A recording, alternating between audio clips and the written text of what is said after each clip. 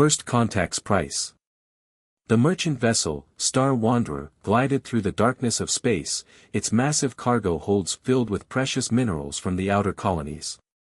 Captain Reina Santos stood on the bridge, her weathered hands resting on the navigation console as she watched the stars streak by.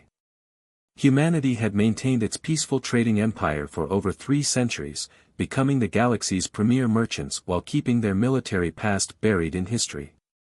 The ship's AI chirped to life. Captain, unknown vessels approaching from Vector 7. Configuration doesn't match any known trading partners. Reina frowned. The shipping lanes to Centauri Beta were supposed to be clear this season. Open standard greeting channels, Protocol 3. Before the communications officer could comply, the unknown vessels accelerated, their engines flaring bright against the void. The lead ship's design became clear, angular, predatory, with weapon ports clearly visible along its hull. This was no merchant fleet. The first blast caught them off guard, ripping through the Star Wanderer's civilian-grade shields like paper. Reina's training that officially didn't exist, kicked in instantly. All hands, emergency protocols. Initiate scattered cargo release, pattern Delta. The crew moved with practiced efficiency that belied their merchant status.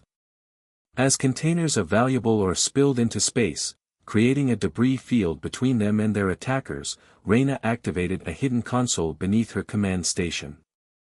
The ship's transponder signal changed, broadcasting on frequencies that hadn't been used in centuries. The attackers, later identified as the Nexari Empire's advance force, pressed their advantage. Their leader, Commander Vexthor, had studied human trade routes for months. His species had watched humanity's peaceful expansion with growing contempt. A species that refused to maintain a military, that focused solely on trade and cultural exchange, they were asking to be conquered. What Vexthor didn't know was that he had just awakened something that had slumbered for generations. As the Star Wanderer's distress signal pulsed through subspace on those ancient frequencies, lights began to flicker in hidden facilities across human space.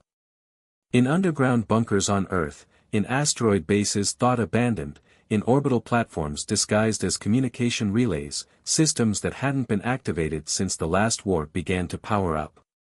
The Star Wanderer's crew fought with unexpected skill, using their cargo pods as improvised weapons and executing evasive maneuvers that seemed impossible for a merchant vessel. But they were still outgunned. As Reina ordered the evacuation, she transmitted a final coded message: Protocol Sleeping Giant initiated. The drums of war echo once more.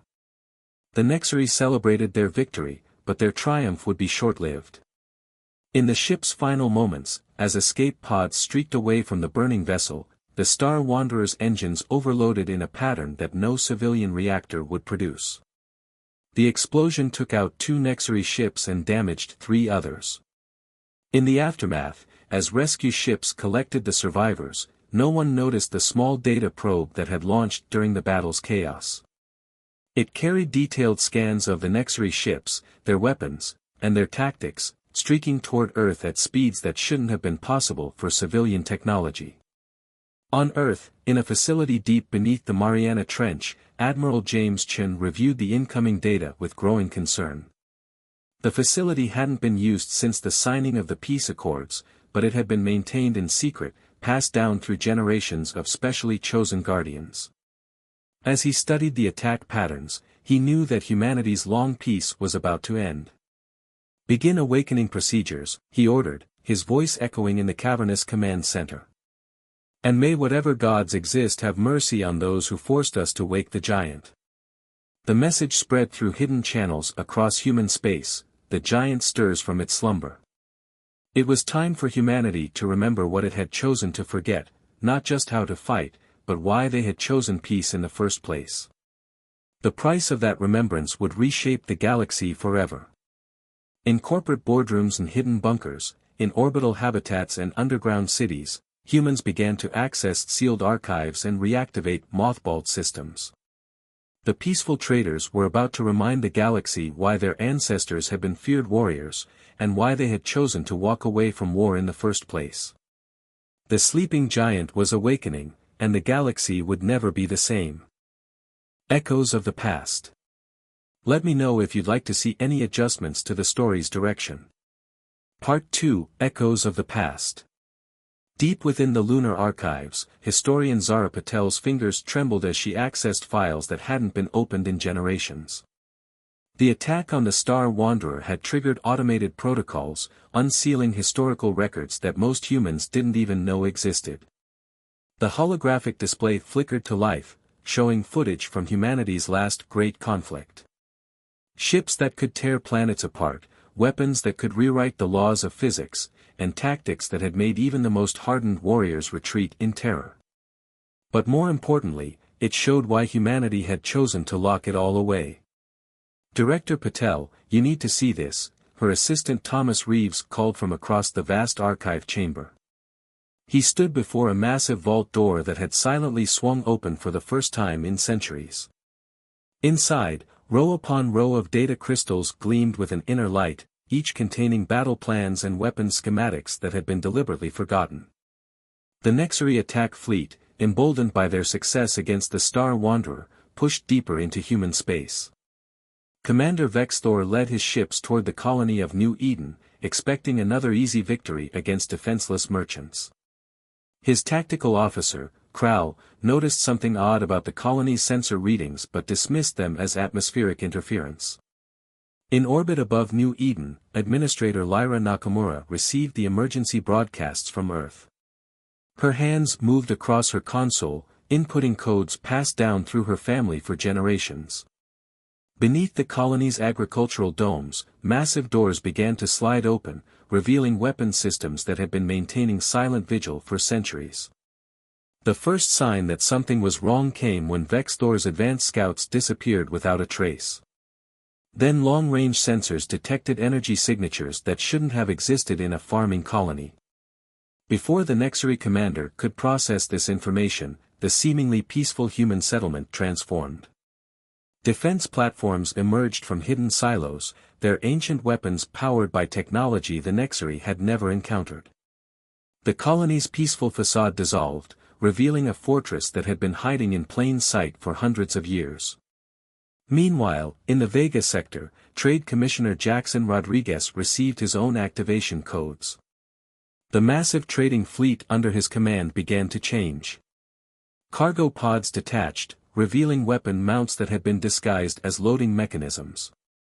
Merchant crews accessed sealed compartments containing combat gear and tactical systems that had been waiting for this moment. "We never forgot," Rodriguez transmitted to his fleet. "We chose peace because we knew the price of war. Now we must remember what we buried, not for glory, but for survival." In the Mariana Command Center, Admiral Chen watched as ancient defense networks came online across human space. The sleeping giant wasn't just awakening, it was revealing that it had never truly slept. Humanity had maintained its weapons and defenses in secret, praying they would never be needed while ensuring they would be ready if they were. The Nexari fleet approaching New Eden found itself facing an enemy that fought with the precision of centuries of hidden preparation. Administrator Nakamura's defense systems engaged with devastating efficiency, using tactics that had been refined and perfected during humanity's hidden years of peace. Vexthor watched in horror as his ships were systematically dismantled by weapons he couldn't understand and defenses that seemed to predict his every move. The humans weren't just defending, they were executing strategies that had been planned and rehearsed for generations. In the lunar archives, Zara made another discovery that chilled her to the bone. The weapons and defenses being revealed were only the first layer. The archives contained plans for systems that dwarfed anything currently deployed, humanity's final solutions that they had prayed would never be needed.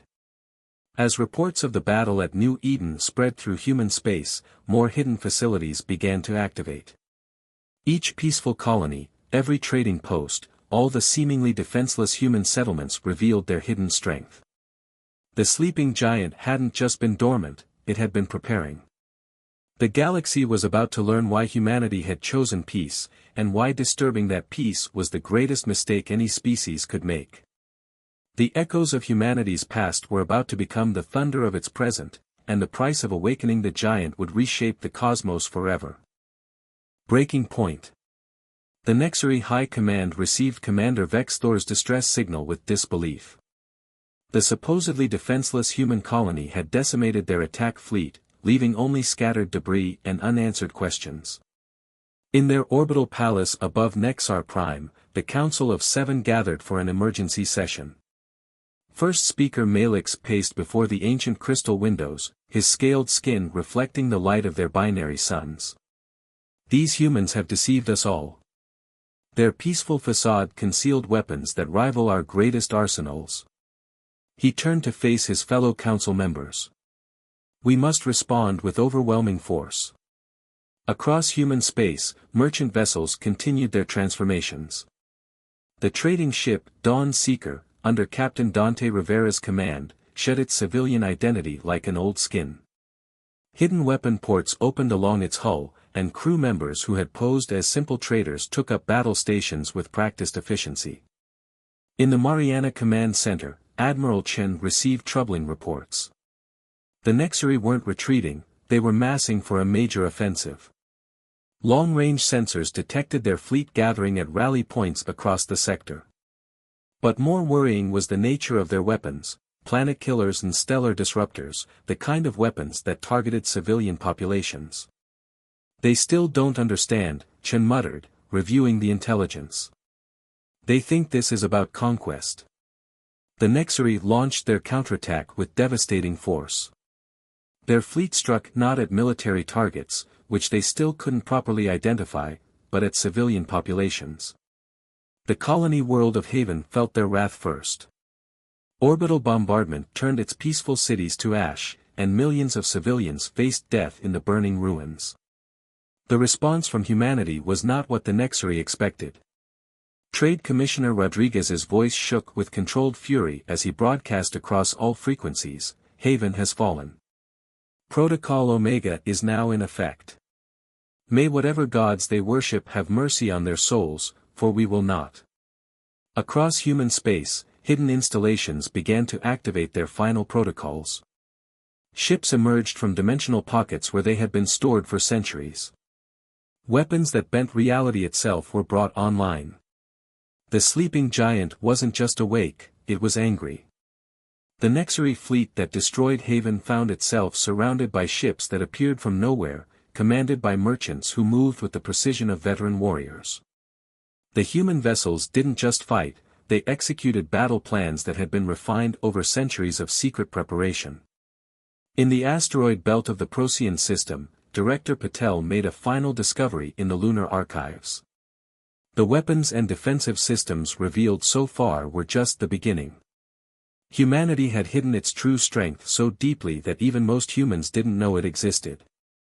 We chose peace, she read from an ancient document, not because we were weak, but because we knew the full measure of our strength. The galaxy shall pray we never have cause to remember it fully. The Nexari High Command received the battle footage from Haven with growing horror. Their fleet, which had struck with such overwhelming force, had been systematically dismantled by weapons they couldn't understand and tactics they couldn't counter. But worse was the methodical nature of humanity's response. This wasn't rage or revenge, but the execution of long-prepared plans. Admiral Chen authorized the deployment of the Lazarus Protocol, ships that could rebuild themselves from their own destruction, weapons that learned and adapted with each engagement. The sleeping giant wasn't just fighting back, it was evolving with each battle. First Speaker Malix watched the reports with growing dread. The humans weren't just defending themselves, they were systematically dismantling the Nexari's ability to make war. Each human counterattack didn't just destroy military targets, it erased the very capability to rebuild them. The breaking point hadn't just been reached, it had been shattered. Humanity remembered not just how to fight, but why they had chosen peace. The galaxy was about to learn that lesson as well, written in the light of burning stars and the silence of shattered fleets.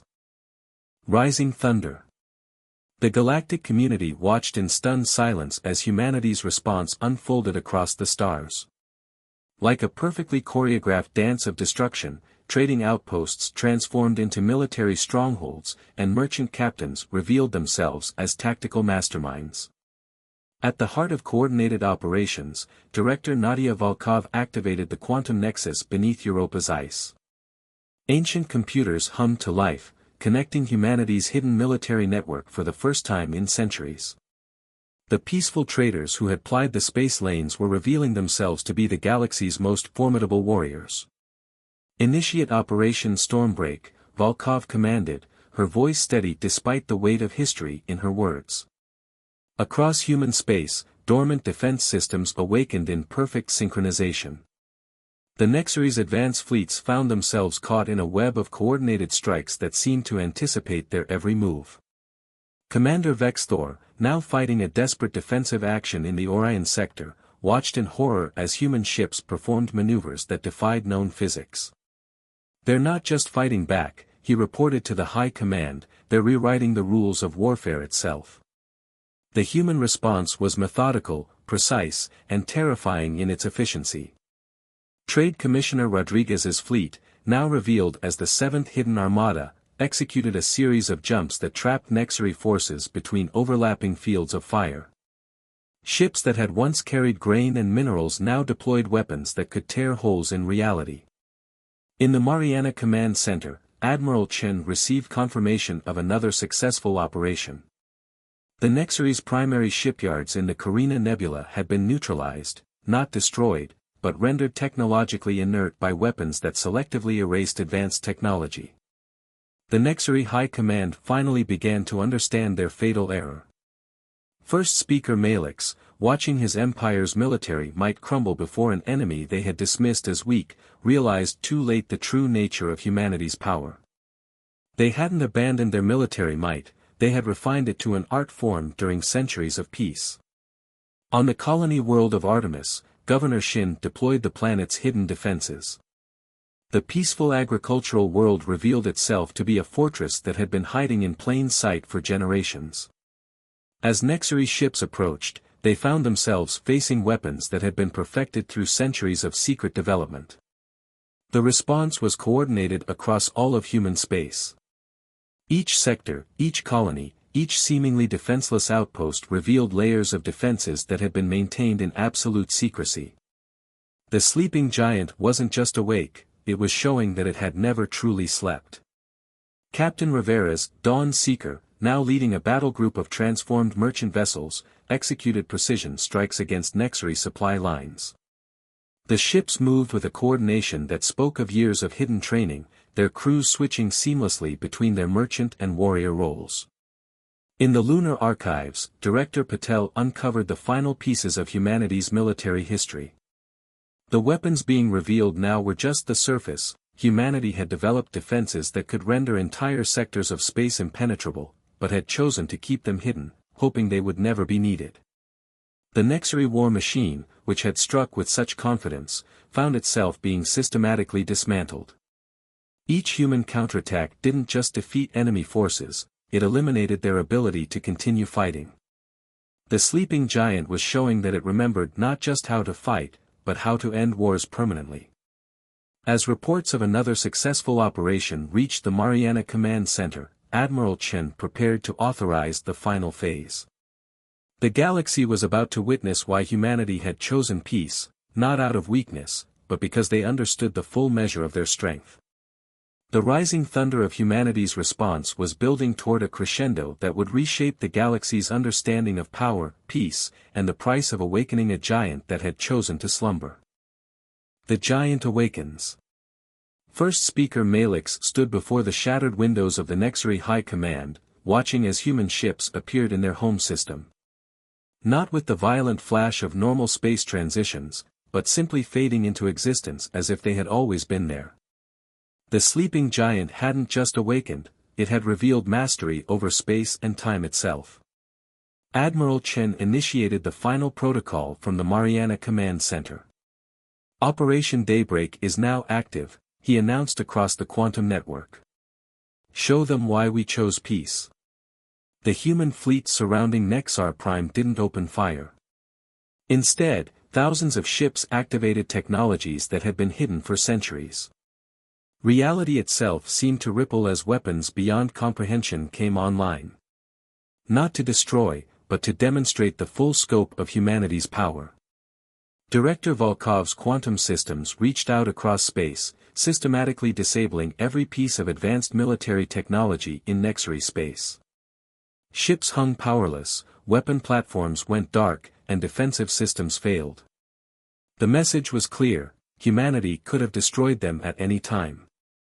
"We carry the burden of knowing what war truly costs," Trade Commissioner Rodriguez transmitted to the Nexary leadership. "Today, you learn why we chose to be merchants rather than conquerors." In orbit above Nexar Prime, Captain Rivera's Dawn Seeker led a demonstration of power that left no doubt about humanity's capabilities. Ships phased through solid matter, weapons bent the fabric of spacetime, and defenses proved absolutely impenetrable. Each display was precisely calculated to show not just power, but control. The Nexary High Command received the terms of peace with trembling hands. Humanity didn't demand territory or resources. They demanded understanding. The terms were simple: join them in maintaining peace, or be rendered permanently incapable of making war. From her position in the Lunar Archives, Director Patel activated the final historical records. Holograms filled the Nexary Council chamber, showing why humanity had stepped back from the precipice of ultimate power centuries ago. They witnessed the devastation that had led to humanity's choice of peace, understanding at last that it wasn't weakness that had driven them to trade rather than war. First Speaker Malix stood before the Council of Seven, his voice heavy with realization. "We mistook their restraint for weakness," he declared. "They weren't hiding their power, they were protecting us from it." The sleeping giant had fully awakened, but not to conquer. Humanity revealed the true purpose of their hidden strength, the power to enforce peace itself. Their technology could have dominated the galaxy, but instead, they chose to use it to prevent war. Admiral Chen watched as the Nexary leadership signed the peace accords, agreements that had been waiting for centuries. Humanity's response hadn't just ended a war, it had created the possibility of lasting peace. As ships across human space began returning to their merchant duties, their weapons and defenses once again hidden beneath peaceful exteriors, the galaxy had learned its lesson. The sleeping giant hadn't just demonstrated its power, it had shown why true strength lies in choosing not to use it. The trade routes reopened, and human ships once again carried goods rather than weapons across the stars. But now, every species in the galaxy understood, the merchants of humanity were its guardians, and their choice of peace was not a sign of weakness, but the ultimate expression of power. The giant returned to its slumber, but the galaxy would never forget why it had chosen to sleep in the first place. Peace was no longer just in choice, it was the only logical conclusion when faced with the true scope of humanity's capabilities. In the end, humanity hadn't just won a war, they had transformed the very concept of victory. The sleeping giant had awakened to remind the galaxy that true power lies not in the ability to destroy, but in the wisdom to choose peace.